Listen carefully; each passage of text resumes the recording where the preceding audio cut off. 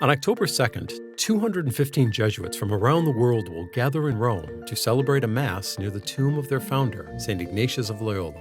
At its conclusion, the Jesuits will seclude themselves in the Jesuit Curia, and for the 36th time since 1540, convene a general congregation.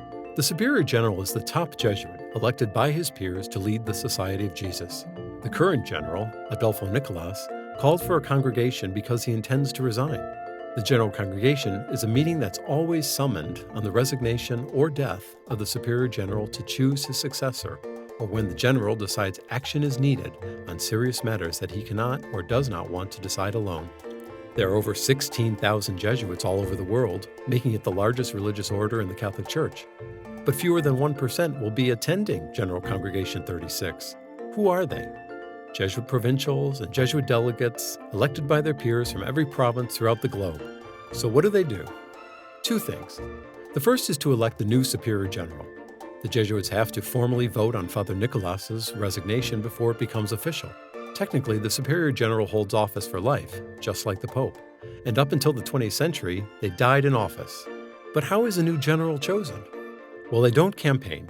In fact, if a Jesuit aspires to be general or campaigns in any way, he's automatically disqualified. Instead, Jesuits spend 4 days information gathering called murmuratio. Each member of the congregation is allowed to ask any other member of the congregation about any member of the society who might be an apt superior general. At the end of the 4 days of conversation, a secret ballot in writing is taken, collected, and counted. A majority vote and a new superior general is then elected. The congregation moves on to its second task, tackling matters of mission, governance, and the state of the society.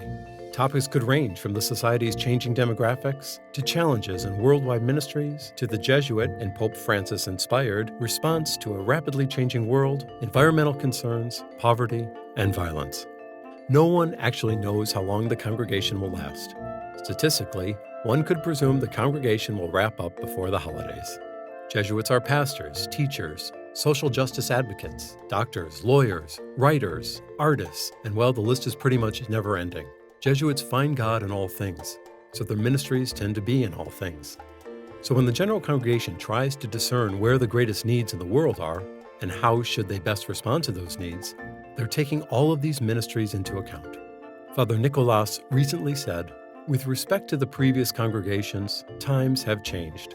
We need boldness, creativity, and courage to face our mission as part of the greater mission of God in the world." For the latest news and video updates on GC36, visit Jesuits.org.